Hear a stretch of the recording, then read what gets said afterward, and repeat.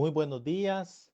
Un saludo a la comunidad universitaria y a las personas que nos acompañan a la Cátedra de Integración para el Desarrollo de Centroamérica, bajo la coordinación del Doctorado en Ciencias Económicas y la Maestría en Economía para el Desarrollo de la Facultad de Ciencias Económicas de la Universidad de El Salvador. La cátedra constituye una instancia de investigación y diálogo entre los diversos actores de la sociedad para abordar problemas y propuestas de política pública que conduzcan a lograr el desarrollo integral de la región centroamericana, considerando las dimensiones económicas, sociales, ambientales, políticas, epidemiológicas, entre otras. Esperamos contribuir a reducir las brechas de la desigualdad multidimensional que actualmente padece la región centroamericana. Comentarles que la Facultad de Ciencias Económicas actualmente está implementando, junto con dos organizaciones hermanas, Oxfam Intermón y la Fundación para el Desarrollo de Centroamérica, el primer diplomado del marco de la desigualdad multidimensional, en el cual se encuentran alrededor de 25 funcionarios del sector público, del sector privado, de la sociedad civil, manejando esta metodología y con el objetivo de implementarla en el análisis del desarrollo socioeconómico de El Salvador y la región centroamericana.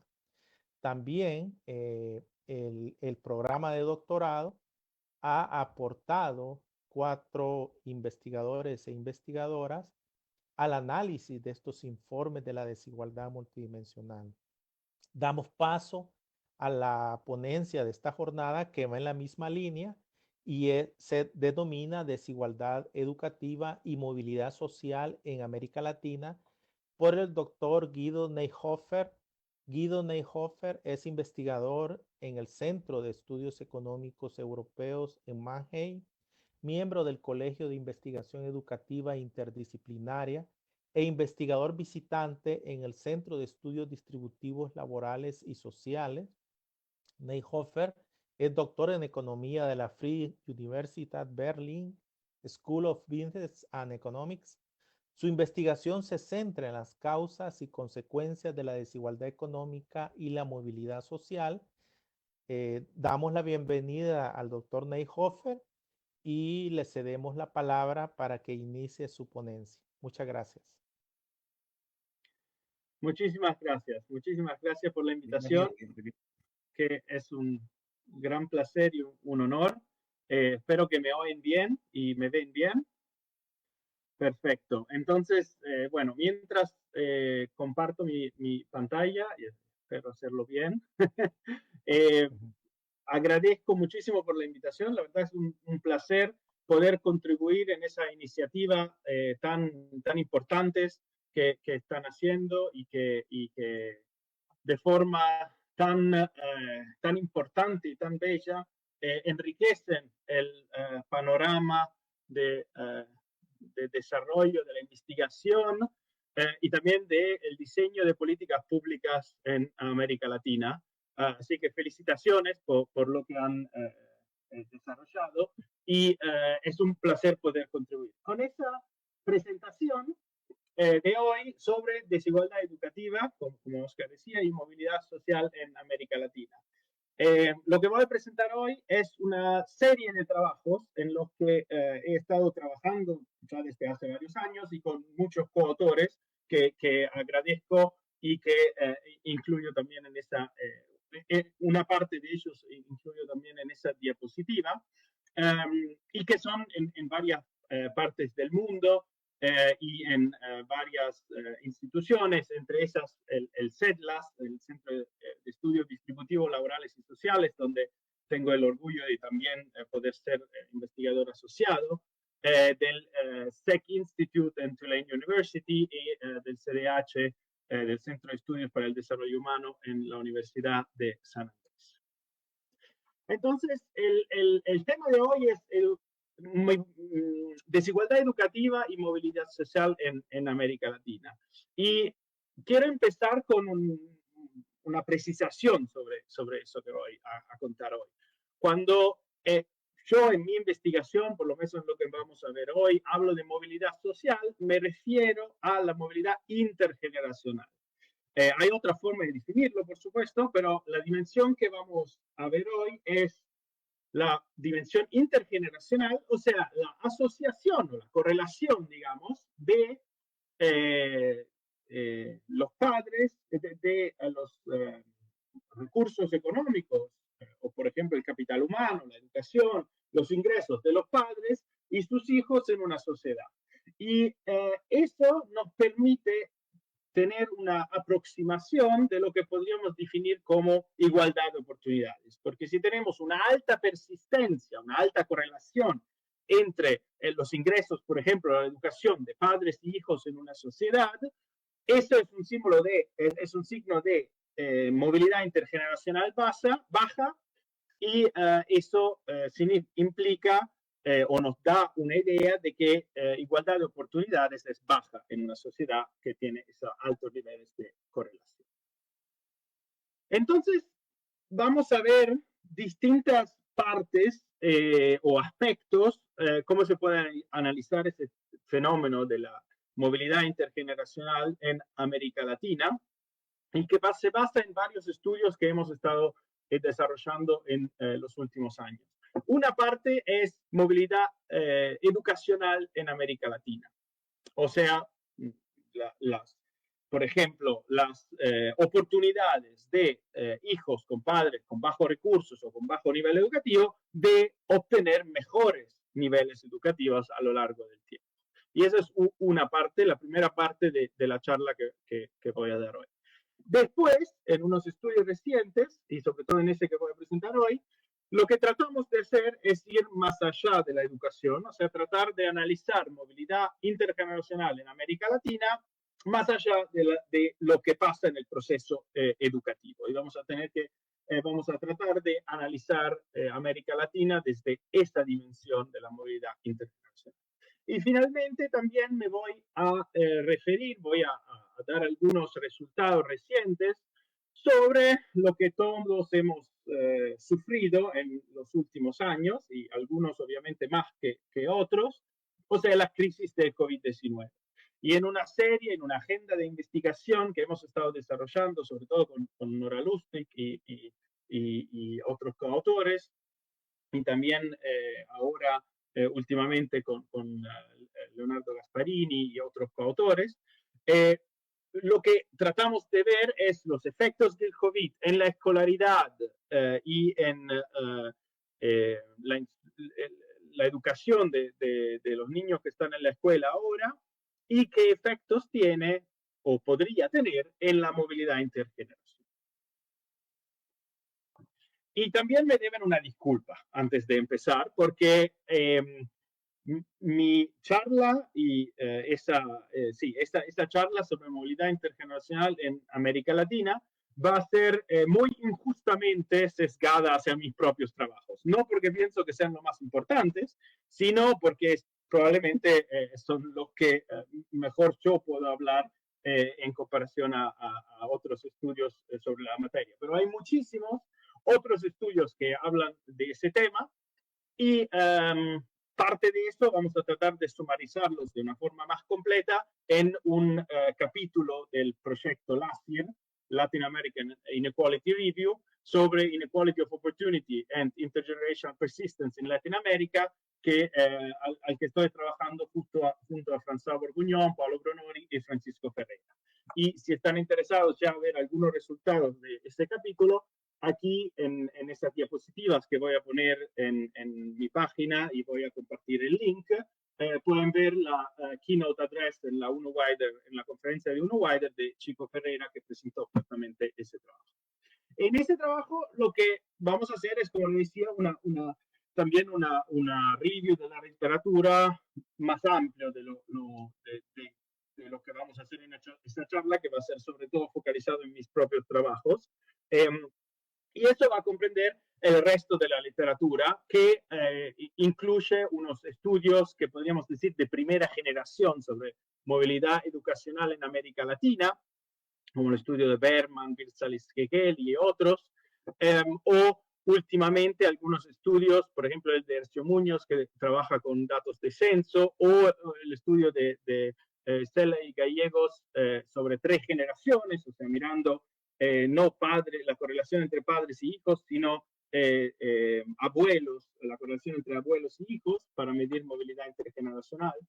Y después hay una literatura sobre movilidad de ingresos en Latinoamérica que hasta recientemente, sobre todo, utilizaba un método que se llama Two-Stage, Two-Sample Least Square, donde se predice el ingreso de los padres basado en informaciones que tenemos en las encuestas y encuestas de hogares anteriores, y de esa forma se logra predecir el ingreso de los padres, porque ese dato uno no lo tiene en los datos actuales. Y había una generación de estudios que utilizó ese método para estudiar movilidad intergeneracional de ingreso. Últimamente hay unos nuevos estudios, por ejemplo el de Leites et al. Para Uruguay y de Brito et al. Para Brasil, que utilizan datos administrativos. Entonces es algo muy interesante. Después hay una literatura sobre igualdad o desigualdad de oportunidades, de ingreso y de educación, que también está obviamente muy relacionada a esta literatura sobre movilidad intergeneracional, y una serie de estudios que comparan Latinoamérica con el resto del mundo, como el estudio de Hertz et al. O también el report del Banco Mundial sobre movilidad intergeneracional en el mundo, o estudios dentro del marco del proyecto Equal Chances sobre igualdad de oportunidades. Y parte de esta literatura también está incluida en una primera o un review anterior de Florencia Torche sobre la temática.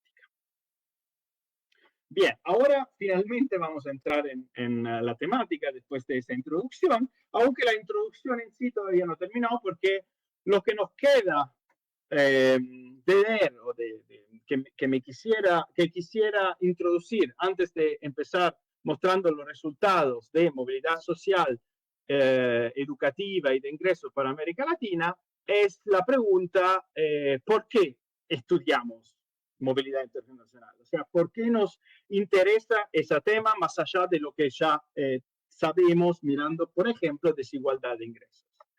La idea es que movilidad intergeneracional, o observar y analizar la movilidad intergeneracional, nos ayuda dentro de un estudio de la distribución, por ejemplo, de ingresos de un país o un tiempo, una región, de incluir una componente dinámica.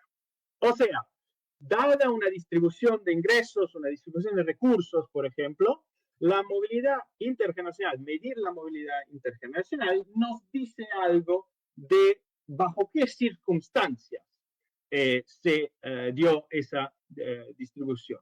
O sea, cuánto en una distribución de ingresos, cuán persistente es a lo largo de las generaciones la posición que las familias tienen en la parte alta y en la parte baja de la distribución.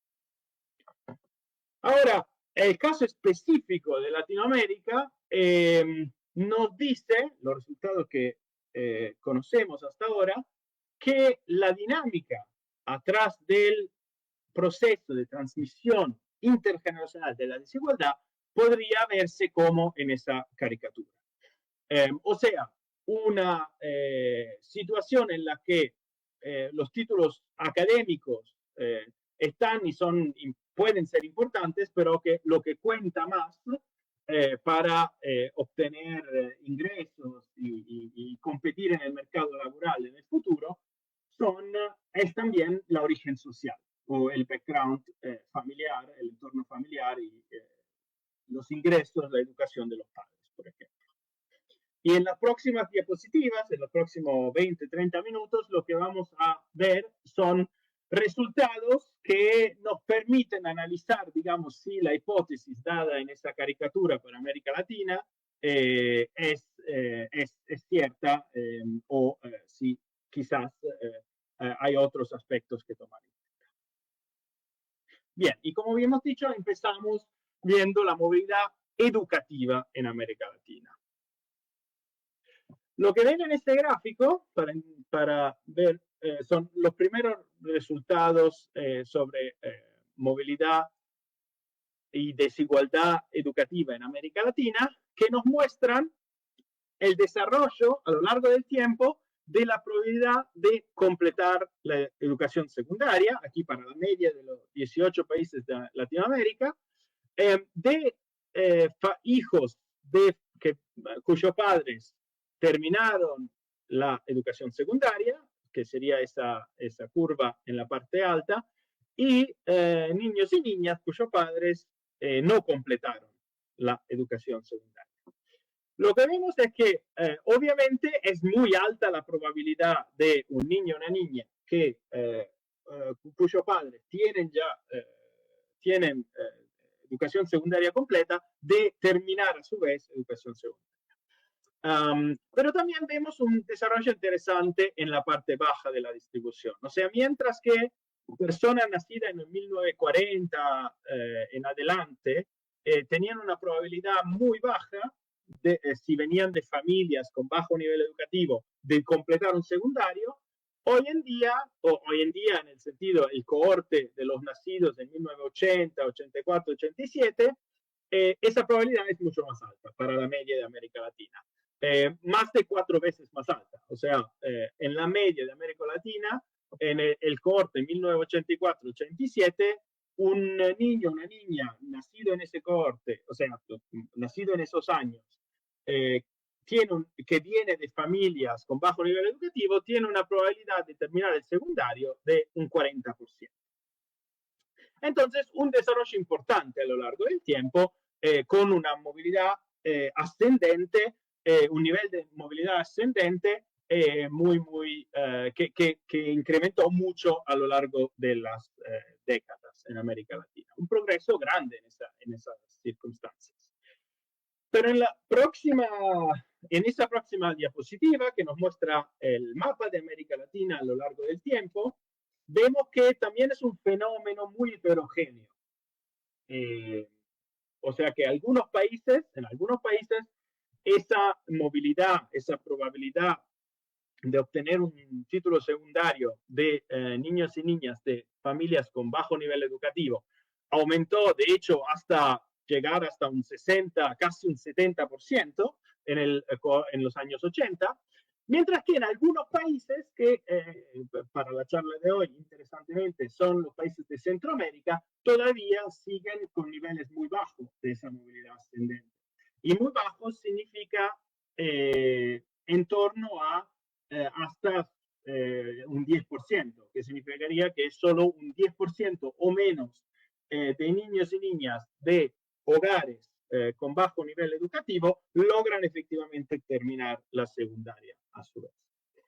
Entonces, para la charla de hoy, justamente me imaginé que les podría interesar mirar un poco más a fondo en esos países de Centroamérica. Entonces, en esta diapositiva lo que ven es el gráfico que hemos visto hace dos diapositivas, donde se muestra la probabilidad de completar el secundario para hijos cuyos padres tienen un nivel secundario o no, para los países de Centroamérica. Y esas líneas azules entre medio son la media de todos los países de América Latina para poder comparar estos países con la media de América Latina. Además, los números rojos nos dicen cuánto es más alta, o sea, cuánto es la relación entre esos dos puntos, o sea, cuánto es más alta la probabilidad de un individuo que viene de un hogar con bajo nivel educativo, cuánto es más alta su probabilidad de obtener un secundario en comparación a individuos de hogares con bajo nivel educativo. Los puntos interesantes, creo, de esos gráficos son que observando sobre todo la parte baja de la distribución, o sea, niños y niñas de familias con bajo nivel educativo, aparte Costa Rica, que está más o menos en la media, diría, de los países latinoamericanos, y Panamá, que tiene mejores niveles de movilidad ascendente, los otros países están debajo de la media de América Latina. Y además, sobre todo, es muy claro el caso de Nicaragua, por ejemplo, o en parte Honduras y Guatemala. También la tendencia no es no hay tanta movilidad, no hay tanto desarrollo positivo como en otros países de América Latina. Eh, Igualmente, en casi todos los países hay un incremento en la igualdad o un decrecimiento de la desigualdad educativa, mirando, por ejemplo, a la diferencia entre dos puntos, o sea, mientras que, por ejemplo, tomamos el ejemplo de El Salvador, justamente, donde en los años 40 la probabilidad de niños cuyos padres tenían un secundario era casi 8 veces más alta, hoy en día es solo, entre comillas, el doble, más o menos.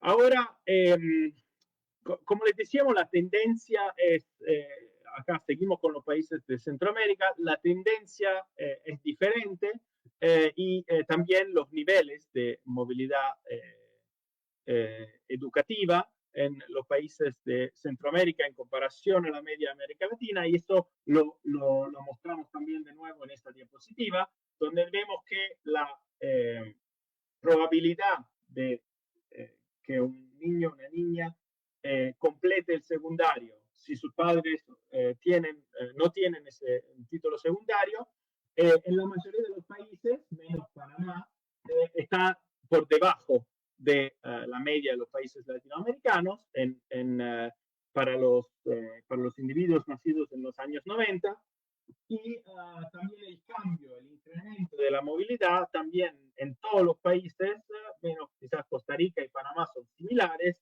a la media de América Latina, pero el incremento si no es bastante más bajo en los otros países de Centroamérica.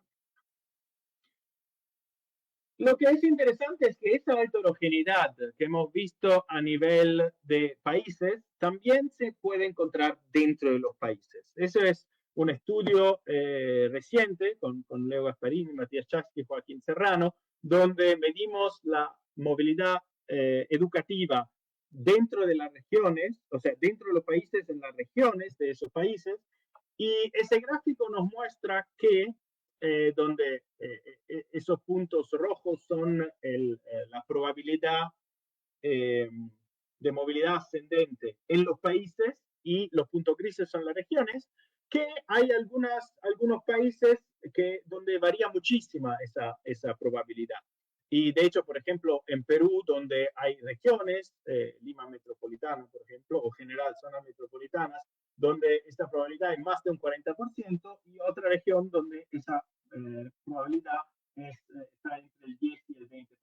Y eso también en otras región en otros países, si miramos Chile, Brasil, pero generalmente vemos que hay una tendencia general dentro de los países, pero también una heterogeneidad en los países si miramos a las regiones. Ahora,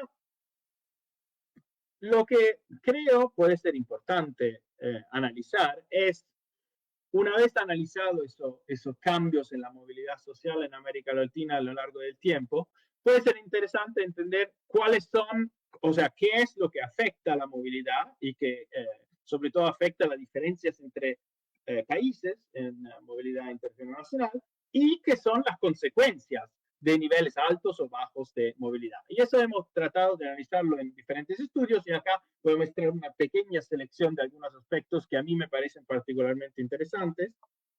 Y siguen escuchándome. Hola, hola. Sí, está bien, no hay problema. Aquí se me bloqueó.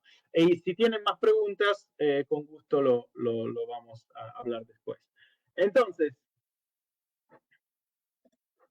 primer punto, las características asociadas con la movilidad en América Latina. Disculpen. Algunos de ustedes habrán escuchado de la Great Gatsby Curve, o sea, una curva que muestra a nivel de país la diferencia o la correlación entre desigualdad económica y movilidad intergeneracional. Lo que miramos en este estudio es si esta relación también existe en América Latina y de hecho los países con niveles de desigualdad económica más alta también tienen niveles de movilidad educativa más baja. O sea que hay una correlación entre desigualdad económica y movilidad intergeneracional. ¿Y eso por qué? ¿Siguen escuchándome? Sí, Sí, Perfecto. no hay problema. Bueno, que yo tengo todo bloqueado, así que voy a... perfecto. Bueno, entonces, disculpen, problemas técnicos. Entonces, decía que hay esa correlación entre desigualdad y movilidad intergeneracional. ¿Y eso por qué?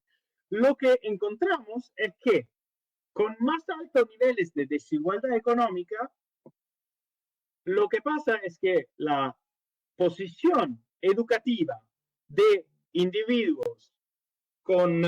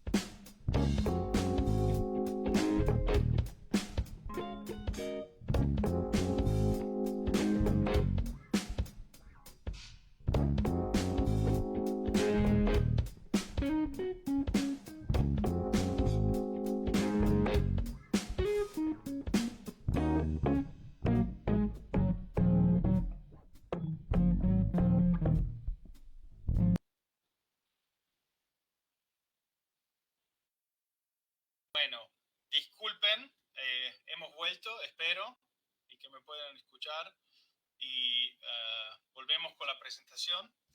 Disculpen por los problemas técnicos de mi parte. Y volvemos a la presentación entonces hablando de los factores. Habíamos dicho lo que nos interesa ahora ver en los factores asociados con la movilidad social y las consecuencias que tienen diferentes niveles de movilidad social en el desarrollo económico, por ejemplo. Entonces, muchos de ustedes habrán escuchado hablar de la Great Gatsby Curve, o sea, una curva que para una muestra de distintos países muestra que altos niveles de desigualdad también están, de desigualdad económica, desigualdad de ingresos, también tienen una correlación con bajos niveles de movilidad social y altos niveles de persistencia intergeneracional de la riqueza, del ingreso, etc. Lo hemos analizado para América Latina y exactamente encontramos también esa relación. O sea que países en América Latina con más altos niveles de desigualdad económica también tienen más bajos niveles de movilidad o más altos niveles de persistencia, en ese caso educativa.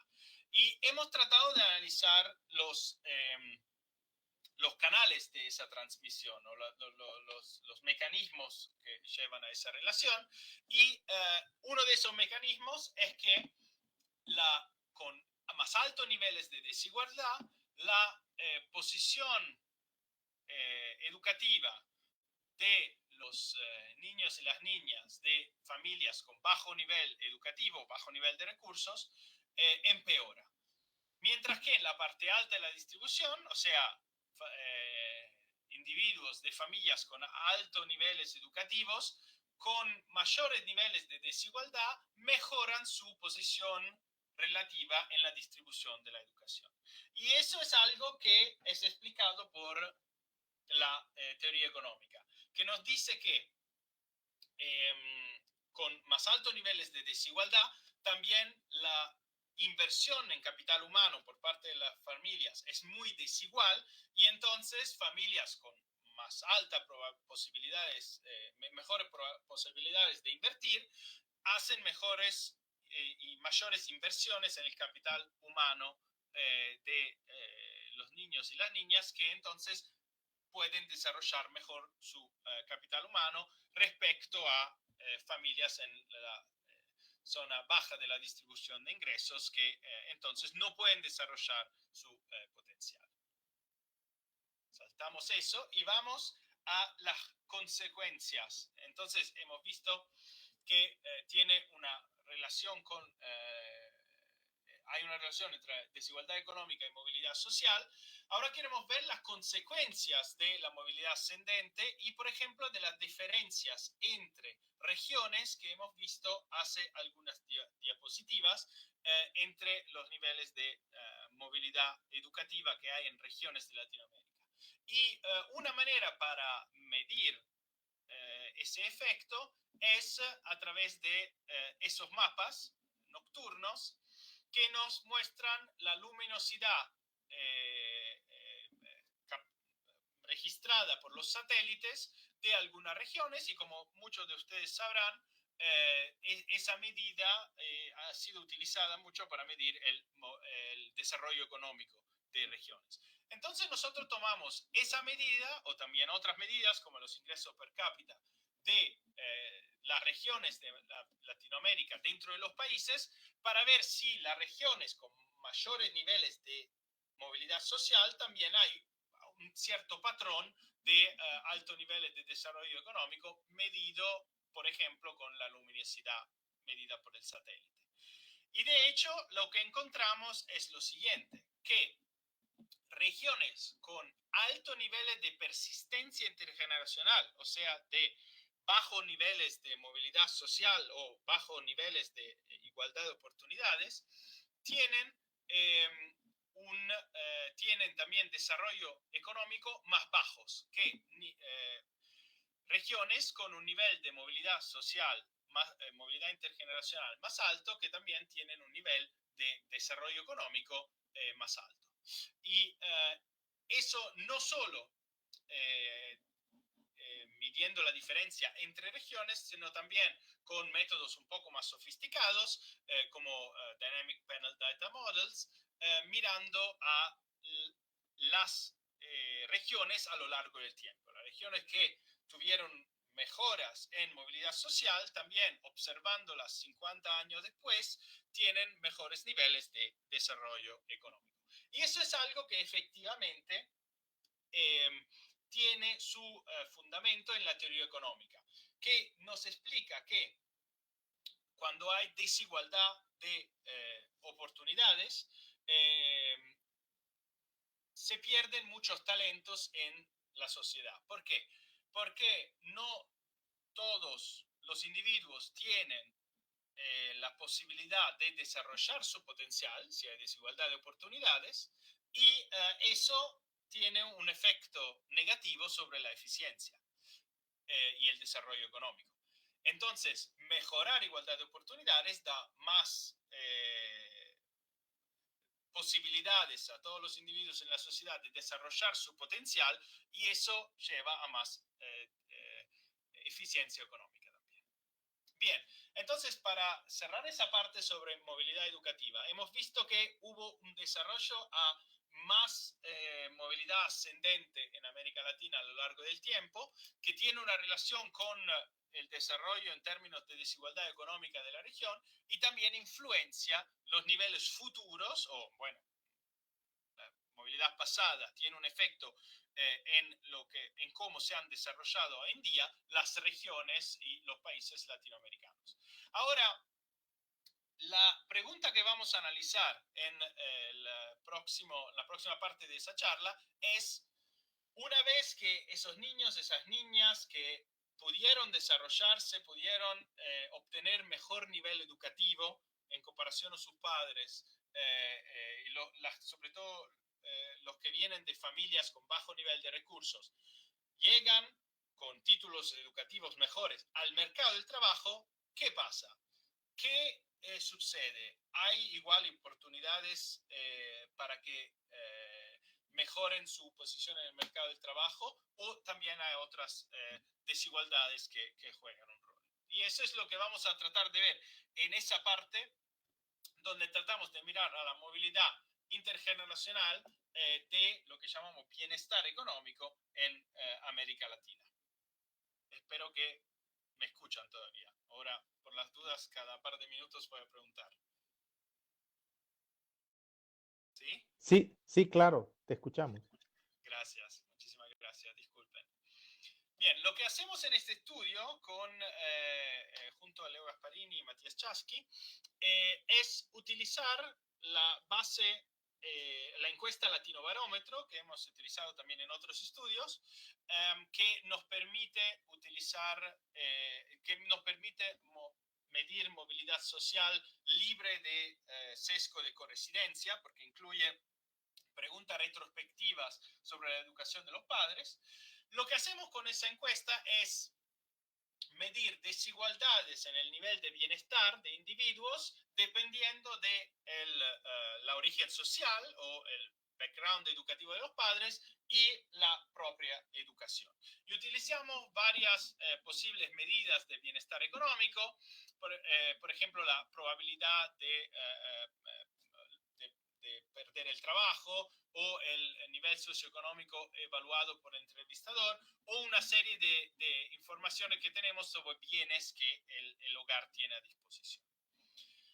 Entonces lo que hacemos es analizar la probabilidad de, como en ese caso de esa figura, de estar en una situación mala o muy mala socioeconómica, evaluada por el entrevistador, para 4 grupos.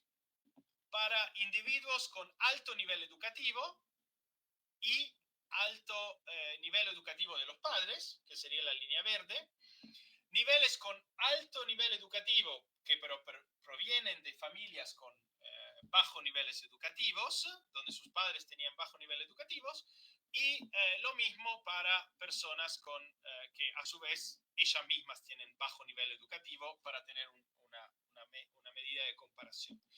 Entonces, lo que es interesante es sobre todo la diferencia entre esos dos grupos, que son los 2 grupos que tienen ellos mismos un nivel de educación alto, un nivel de secundario completado. Igualmente, dentro de esos grupos, vemos que hay desigualdad según el origen social de los individuos. O sea, aunque en esos 2 grupos tengamos solo individuos, eso es para la media de todos de los 18 países de Latinoamérica, tengamos solo individuos con alto nivel educativo, el grupo de origen social más alto tiene una probabilidad de estar en una situación económica mala o muy mala, mucho o más bajo que el grupo que viene de una origen social algo más desventajadas. Eso también para otras medidas, la inestabilidad en el mercado del trabajo, o la propiedad o la probabilidad de tener una casa propia, y la calidad de la vivienda. En todo caso, hay una diferencia entre los 2 grupos con nivel educativo alto según el origen social. Y en el próximo gráfico vemos el desarrollo de eso a lo largo del tiempo. O sea, de cuántos puntos porcentuales varían esas 2 líneas, esos puntos en cada cohorte que hemos visto anteriormente. Y lo que vemos es que no hay una mejora en una tendencia que lleva a menos desigualdad entre individuos según su origen social, como habíamos visto en el caso de la movilidad educativa, sino más bien un gap entre los dos grupos bastante constante a lo largo del tiempo para América Latina. Entonces, lo que hemos tratado de hacer es también tomar en conjunto toda la información que tenemos sobre el bienestar de los individuos en una medida que hemos llamado índice de bienestar y que se obtuvo con un análisis de componente principal de todas las variables que les he mostrado anteriormente. Y en esa diapositiva vemos la distribución de ese índice de bienestar según la educación de los padres. O sea, individuos cuyos padres tienen diferentes niveles de educación. Y vemos que por origen social hay siempre una clara diferencia entre los niveles de bienestar de los individuos. En ese gráfico todavía no tomando en cuenta la educación, el nivel de educación que los mismos individuos tienen. Pero eso es lo que hacemos en esa diapositiva o en ese gráfico. Ese gráfico lo que muestra es el rango en la distribución del bienestar, medido con nuestro índice que hemos mostrado anteriormente, para distintos niveles de educación de los individuos y según el nivel educativo de sus padres. Entonces, la diferencia interesante en ese gráfico está en cada punto, digamos, en las diferencias en cada punto. Y lo que vemos, por ejemplo, si observamos esos puntos en la parte más alta del gráfico, que son el rango medio en la distribución del bienestar para individuos que tienen un título educativo terciario completo, según el nivel educativo de sus padres. Y vemos que dos individuos en América Latina que tienen el mismo nivel educativo, tienen igualmente, dependiendo de la educación de sus padres, entonces podríamos decir el origen social que tienen, una probabilidad muy diferente de estar en la parte alta de la distribución de bienestar. El rango medio para individuos cuyos padres son iliterados es menos de 60, mientras que individuos con educación terciaria y cuyos padres también tienen un nivel de educación terciaria completo, tienen un rango medio de 80. Ahora lo que también hacemos, para ver en ese caso también la tendencia con ese índice, es asociar el rango en la distribución de ingreso a lo largo del tiempo con la educación de los padres, controlando por la propia educación, con esa regresión. Entonces, ese punto nos muestra para cada cohorte cuántos rangos en la distribución de bienestar están asociados a un año de educación de los padres. Y movilidad, o sea, si hubiera más movilidad a lo largo del tiempo, significaría que ese punto, o sea, la cantidad de rangos asociados a un año de educación de los padres debería disminuir, pero no es así, sino aumenta. Entonces, midiendo bienestar económico con otras medidas y controlando por la educación de los individuos, no tenemos movilidad ascendente en América Latina, sino una movilidad social más bien flat, o sea, flat like a pancake, dirían en Estados Unidos, o sea que no ha cambiado mucho a lo largo de las décadas, en contraste a los resultados de movilidad educativa. Y en ese gráfico vemos que no se trata solo de un país en lo que ese patrón se observa, sino que no hay ningún país en América Latina prácticamente donde hay una clara tendencia a más movilidad social medida en el bienestar económico. Y eso nos lleva a digamos, lo peor de lo peor, ¿no es cierto? O sea, dentro de esa situación, sí. Guido, pero la gráfica anterior entonces estaría planteando que para América Latina los niveles educativos en realidad no están teniendo mayores efectos en el mercado laboral. ¿O cómo estaría esa cuestión ahí? Porque prácticamente están horizontales. Sí, están seguramente teniendo efecto en el mercado laboral en el sentido de que mayor capital humano también deja crecer la economía y el país, pero en términos de desigualdad, no. O sea, Okay. Si la sociedad crece, igualmente Okay. los niveles de bienestar de personas de origen social baja en relación a los de origen social alta son mucho menores en términos de desigualdad. Okay.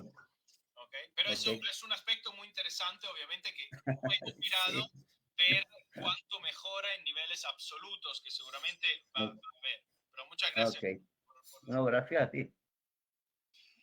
Bien, entonces ahora en esa situación que podríamos definir como complicada, llegó, como sabemos, la crisis del COVID-19. Y nosotros en varios estudios hemos intentado medir el impacto que tiene o podría tener en la movilidad intergeneracional en América Latina y también en otras partes del mundo. Pero voy a mostrar los resultados de América Latina.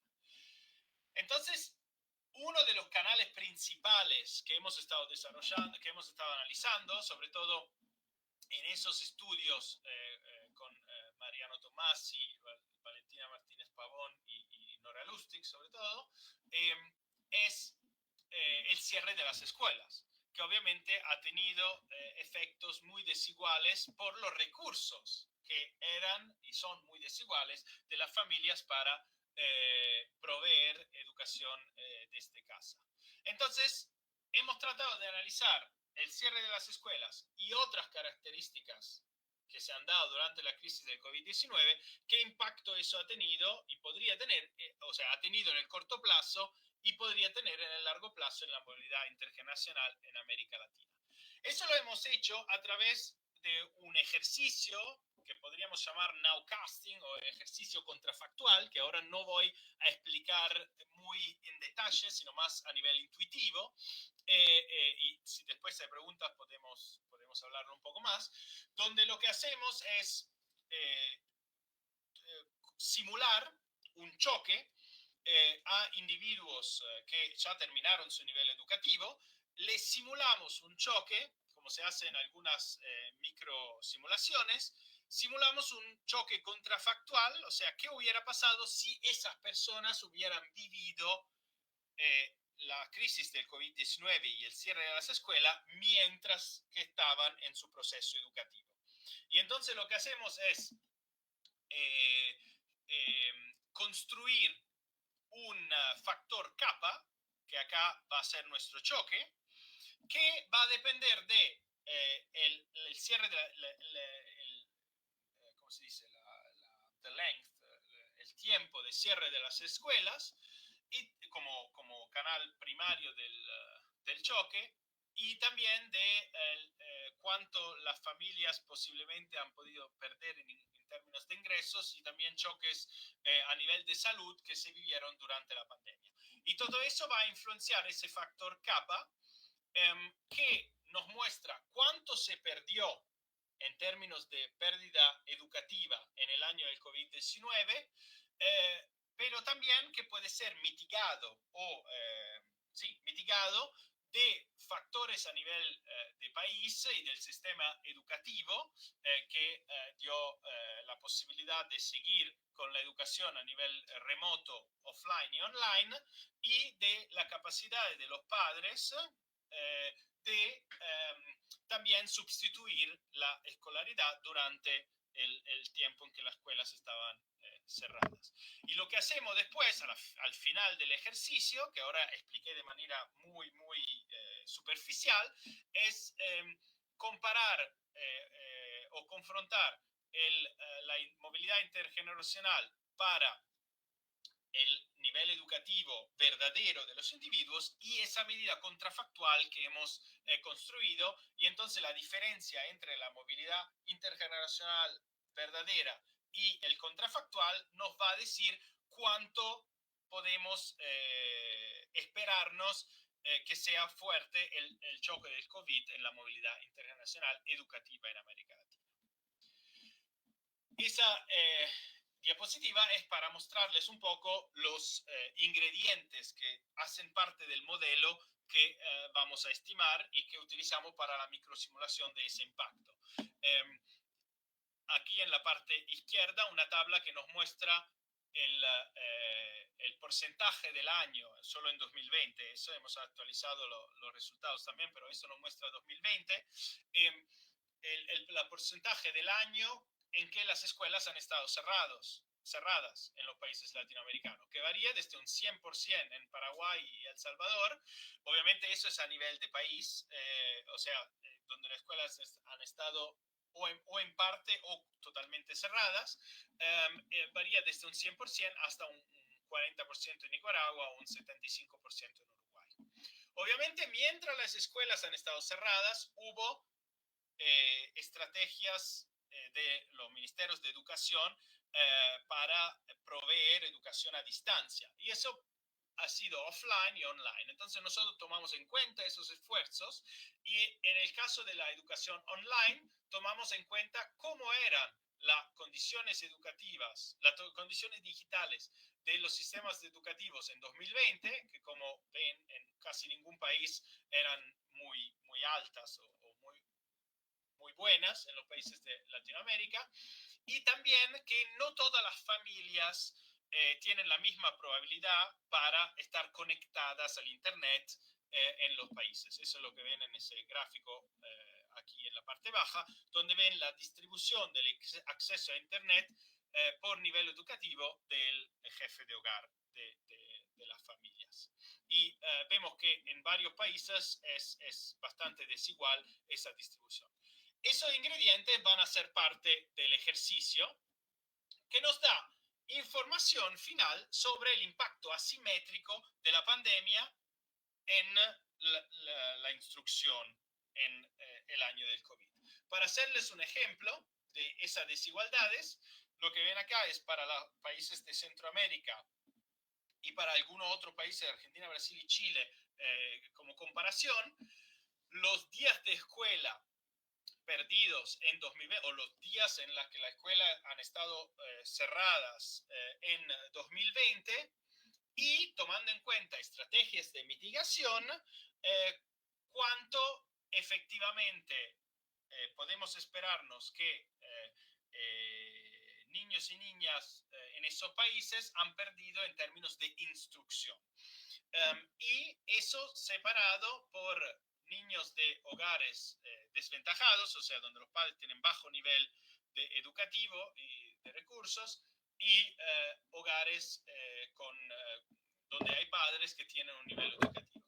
Y ven que hay una diferencia muy grande entre la pérdida educativa entre esos dos tipos de hogares. De hecho, las diferencias varían desde 7 veces hasta 10 veces más alto, que es el impacto de las escuelas cerradas sobre niños y niñas de hogares desventajados.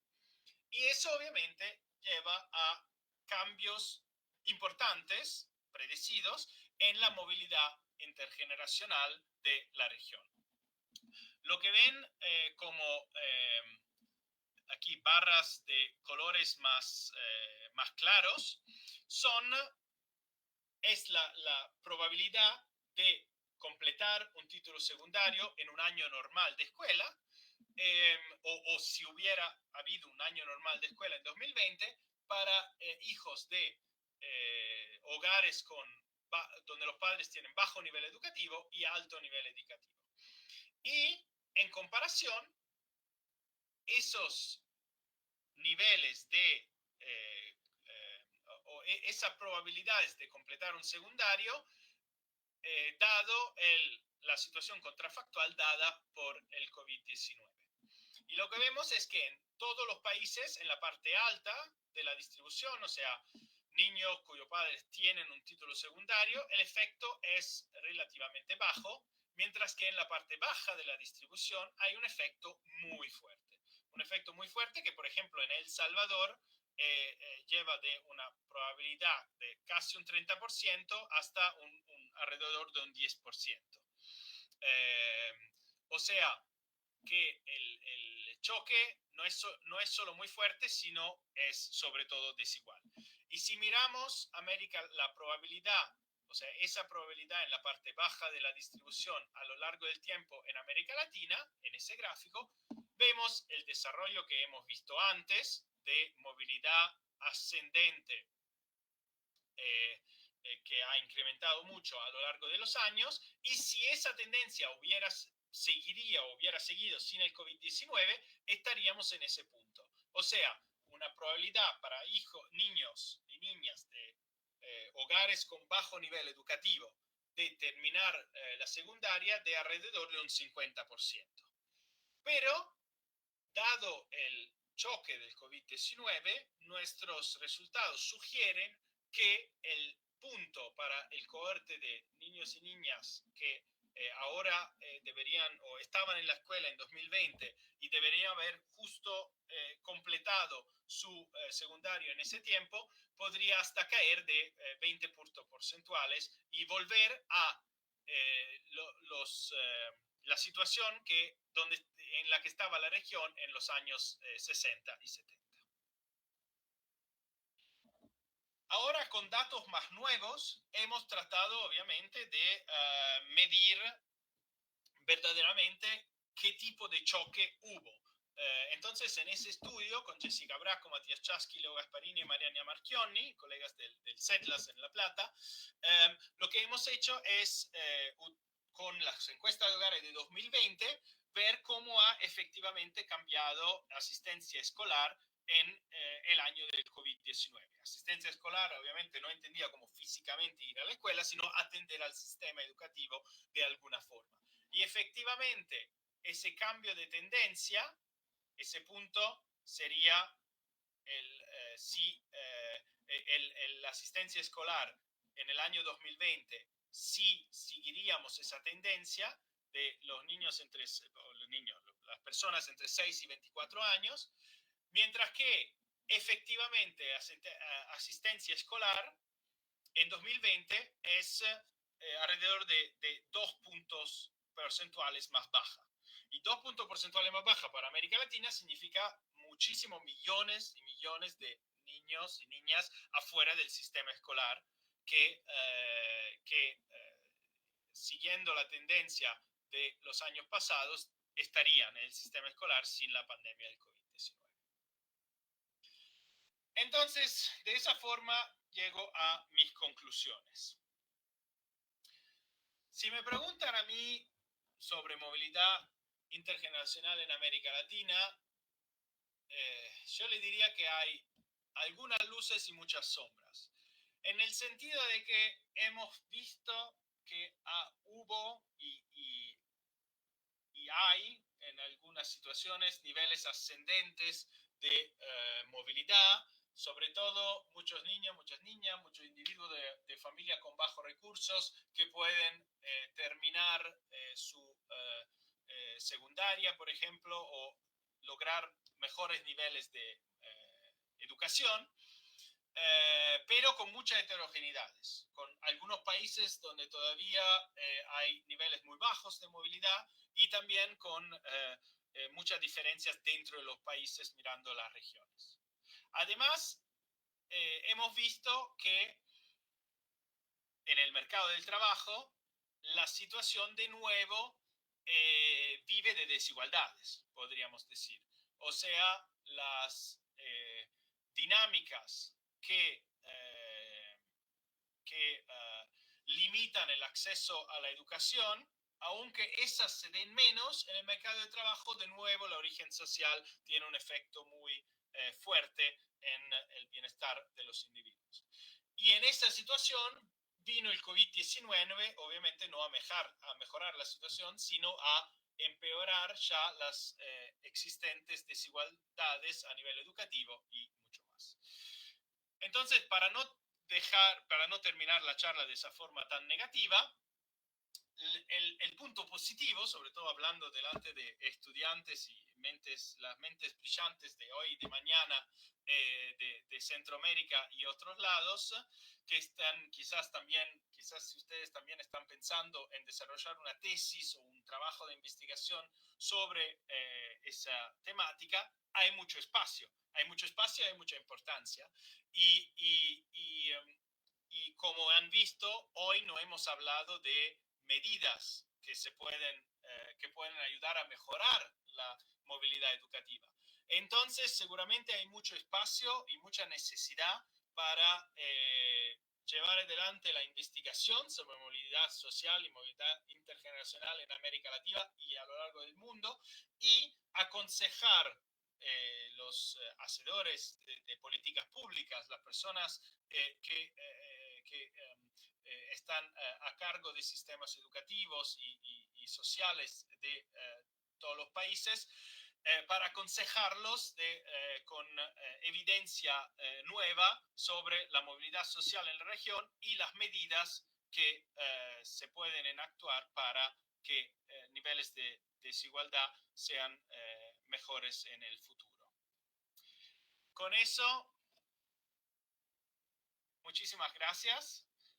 Ha sido un placer. Disculpen por los problemas técnicos entre medio. Espero que igualmente haya sido interesante para ustedes. Otra vez, muchísimas gracias por la invitación y fue un honor hablar. Y si tienen más preguntas, ahora estoy aquí obviamente para tratar de responderlas y seguir discutiendo. O si no, obviamente podemos seguir por las redes sociales y por email.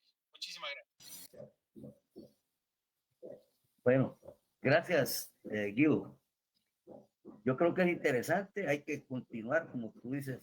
Voy a agarrar la parte positiva de tu conclusión. Hay mucho que avanzar en la investigación en la región, en estas áreas, y eso creo que es importante, ¿verdad? Tanto en el doctorado como en la maestría, son temas cruciales para nuestra región, ¿verdad? Esos son temas muy sensibles. De nuestra parte, muchas gracias. La pregunta que yo tenía que hacerte ya te la hice en el transcurso de tu exposición, así que estamos chéveres.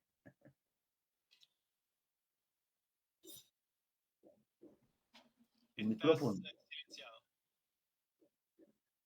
Casualmente, Guido, estamos por presentar un informe de las desigualdades multidimensionales para el periodo 2014-2019 en el dominio 3 dentro de la metodología de la desigualdad multidimensional que se llama educación y aprendizaje. Y en el mes de diciembre se va a presentar la actualización de este informe pero que aborde el periodo post-COVID-19. Sin embargo, quiero citar este informe que es inédito del 2014 al 2019, donde los investigadores confirman que había habido mejoras en las brechas de desigualdad educativa en El Salvador.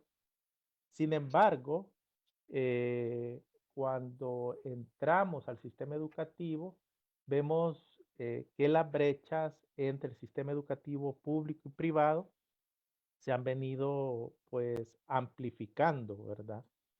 Y un ejemplo de ello es el acceso a Internet, que el caso del sistema educativo privado es del 80%, mientras que en el sistema educativo público el acceso a Internet es del 30%.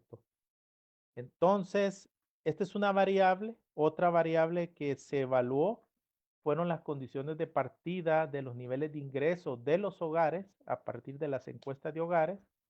Y obviamente el logro educativo es mucho mayor en los niños y niñas que provienen de hogares que corresponden al 10º y al 9º decil de la distribución de ingresos.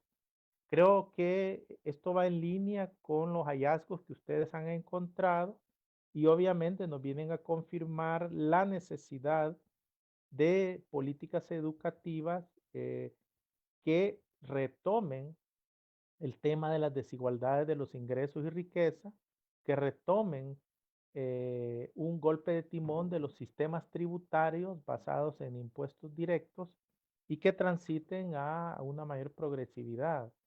Es quizás uno de los comentarios que me parece muy conveniente. Me he quedado asustado con el impacto de la pandemia en el aprendizaje que ustedes hicieron para el caso salvadoreño, que previamente era el 30% y baja hasta el 10%.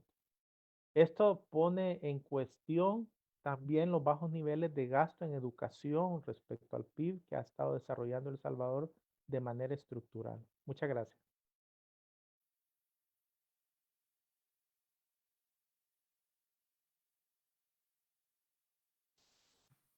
Si pones el micrófono.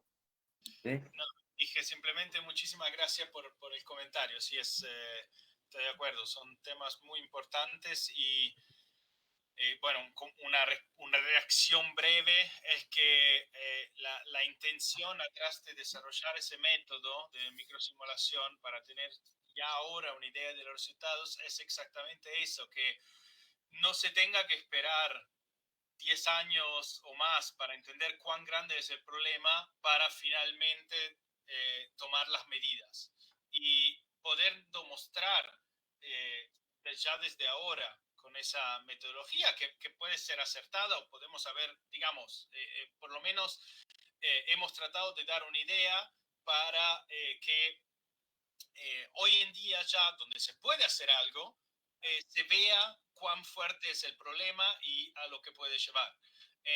Y entonces hemos estado haciendo eso para África también. Por ejemplo, tenemos otro paper donde analizamos con la misma metodología y algunos otros detalles la situación en África y también hay situaciones muy, muy graves. Y nos han contactado de organizaciones también que se ocupan de, por ejemplo, dar financiamiento a proyectos de educación que han dicho muchas gracias por esos resultados, fue tan útil para nosotros para poder mostrar la importancia de que el tema tenga y de esa forma encontrar organismos y organizaciones internacionales que tengan directamente interés y reconozcan que hay que hacer algo ya desde ya. Así que, bueno, eso como reacción a eso que efectivamente es de ahora que tenemos que empezar a trabajar para que esa situación y el progreso que tuvo América Latina a lo largo de los años en la educación, para que eso no lleve a daños que pueden ser persistentes. Muchas gracias. Solo una consultita, Guido. Me da la impresión que esa metodología ustedes la han ido construyendo conforme han ido avanzando en la investigación. No era una metodología predeterminada, me explico. Ustedes han ido adecuando la metodología a las circunstancias de la investigación y eso es un mérito precisamente de esa investigación. Sí, muchas gracias. Sí, efectivamente fue al comienzo un ejercicio heroico, se diría, creo que se puede decir así, en el sentido de que no que somos héroes, sino que era era una montaña y una situación tan difícil de afrontar pero igual tratamos de hacerlo poniendo todas las informaciones que podíamos llegar a obtener de ministerios, o sea, sobre por ejemplo, la duración de los días de las escuelas. Hoy en día hay databases que lo colectan, pero cuando empezamos tuvimos que mirar país por país dentro de los ministerios cuántos días habían sido cerradas, qué habían hecho los países en el momento para mitigar el impacto, por ejemplo, clases por televisión, por radio. Hoy en día hay, y eso es algo muy bueno, hay encuestas la UNESCO y de otras organizaciones, y también otros estudios con datos que se hicieron midiendo el impacto. Pero en ese entonces no teníamos esa información. Igualmente hicimos el estudio exactamente, encontramos una metodología que no la inventamos completamente nosotros. Nosotros obviamente fuimos tomando de estudios pasados que Es un mix. ¿Perdón? Es un mix, te digo. Sí, sí, exactamente, es un mix, es una microsimulación, pero en el campo educativo que no se había hecho hasta ahora. Sí, sí. Entonces, está bien. Bueno, de la forma como se hace la investigación, digamos, y eso que sea de motivación también para todos los jóvenes y las jóvenes que nos están escuchando, de reaccionar a crisis societarias de forma creativa, porque de esa forma podemos contribuir desde la parte de la investigación a ayudar a que esas situaciones puedan mejorar ya desde el corto plazo y no recién 10, 20 años después explicar cómo fue la situación. Sí, eso. Sí, muy bien. Solo un comentario más. Yo hace tiempo hice un estudio sobre educación, sobre los hasta el bachillerato, de secundaria que ustedes le llaman. Y resulta que para esos años, en 2016 más o menos, toda la población que asistía en los escuelas públicas pertenecía precisamente a hogares pobres, de pobres a extrema a veces pobreza. Entonces, eso da precisamente esos resultados que todavía ustedes están casi corroborando.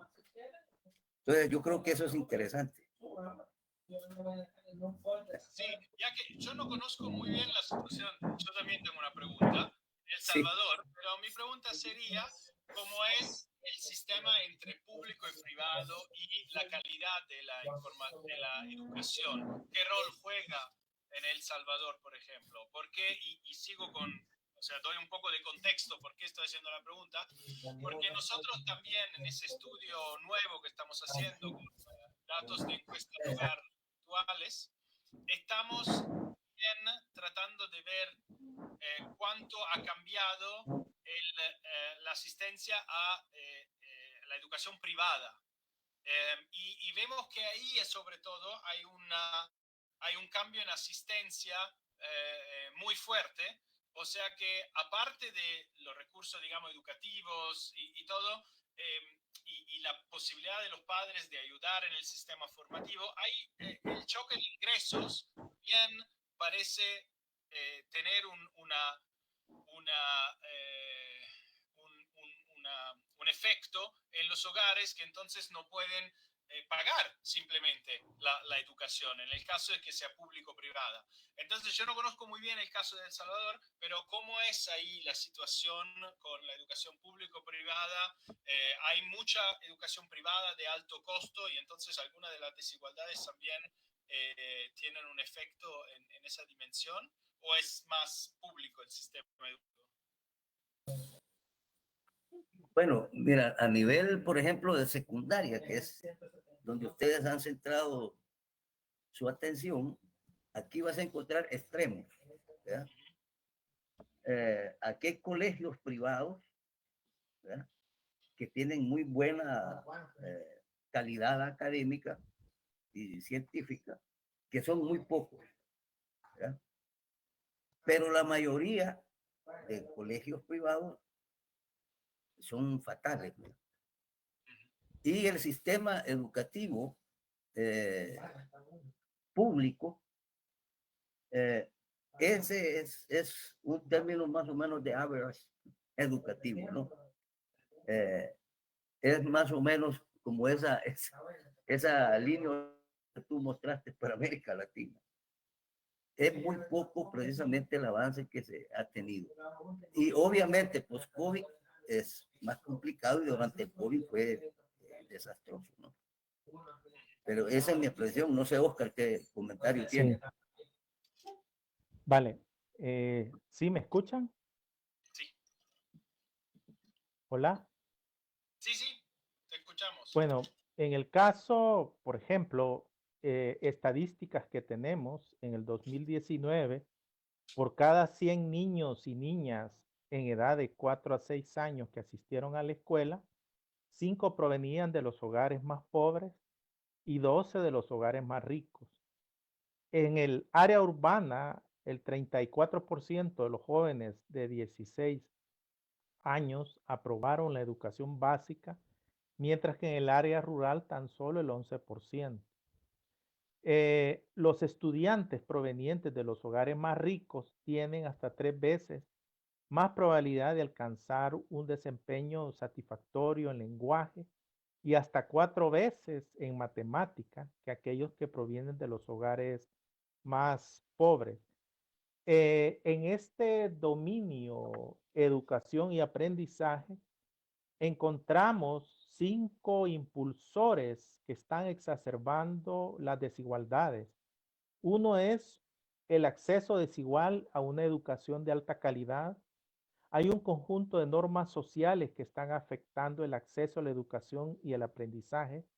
Por ejemplo, niños que apoyan a sus padres en el cultivo, obviamente, digamos, no están accediendo a una educación de forma regular, o niñas que tienen desde pequeño un trabajo no remunerado, eh, por ejemplo, cuidar a sus hermanitos, ir a traer agua, hacer labores de la casa. También encontramos un acceso desigual a la orientación y a la formación técnica y profesional, un acceso desigual entre sector público y sector privado a libros, tecnología e internet. Y sobre todo nuestro sistema educativo no está tomando en cuenta las necesidades educativas pues, de otro tipo de personas.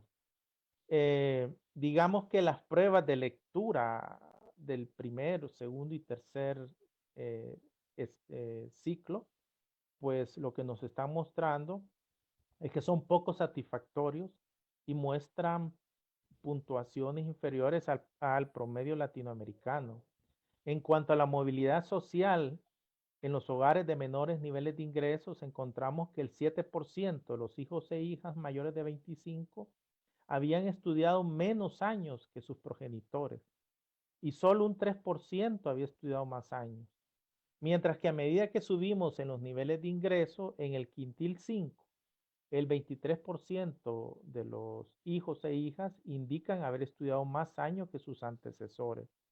No se diga en el ámbito rural, donde apenas el 13% de las y los jóvenes tenían más educación que sus padres, en contraste con el casi 36% del sector urbano en el periodo analizado entre 2014 y 2019. En suma, las brechas de desigualdad en el sistema educativo salvadoreño son pues elevados. Por ejemplo, el 15% de la población estudiantil acude a un centro de enseñanza privado, mientras que el 85%, es decir, el grueso de la población estudiantil, acude a un centro público de educación. El gasto público en educación en El Salvador anda apenas del 3.65%, muy por debajo del promedio de América Latina y de lo recomendado por UNESCO, que es alrededor del 6%. Esto sería como algunos elementos que yo creo que vale la pena pues plantear. Okay. Chévere. Entonces hay mucho que trabajar. Sí, bueno, si yo queremos ya finalizar esta Sí. conferencia, agradecerle al doctor Guido por su ponencia. No dudamos que va a venir a acrecentar el estudio de las desigualdades multidimensionales en el doctorado, en la maestría de Economía del Desarrollo, y posteriormente vamos a compartir la ponencia, pues, del doctor, y también solicitarle, si fuese posible, el paper que acompañe para que nos dé la autorización de que lo puedan consultar los estudiantes, los y las estudiantes del programa de doctorado. Sí, muchísimas. ¿Puedo? Sí, sí, sí. Okay. Sí, muchísimas gracias. O sea, algunos papers que presenté hoy ya están publicados y encuentran todas las referencias en la página. Los que todavía no están publicados, ojalá van a estar pronto. Pero si alguien de los estudiantes o de los investigadores o cualquier persona que está mirando y está interesado en algún aspecto en particular y quiere ver el paper, puedo mandar un borrador con gusto. Okay. Así que pueden escribirme un mail y sí, y las diapositivas también tienen varios enlaces que pueden seguir, y si tienen más preguntas, con gusto me contactan y seguimos desarrollando estos temas. Y muchísimas gracias, no solo por la invitación, sino también por la oportunidad de conocer el trabajo magnífico que están haciendo con todos esos temas muy importantes que están desarrollando en El Salvador y en Centroamérica y en América Latina en general. Y yo siempre pensé que uno de los puntos en favor de América Latina es el idioma común entre los países y similitudes, digamos, culturales, y entonces hay muchas ventajas comparativas que se pueden crear con la cooperación internacional a nivel estatal, institucional, pero también en la base, digamos, y entonces ojalá que eso sea uno de los aspectos también que pueda llevar a mejoras en el futuro de implementación de políticas y intervenciones para mejorar la situación sobre todo de las niñas y de las niñas a lo largo y ancho del mundo y de Latinoamérica. Gracias. Bueno, hasta luego entonces.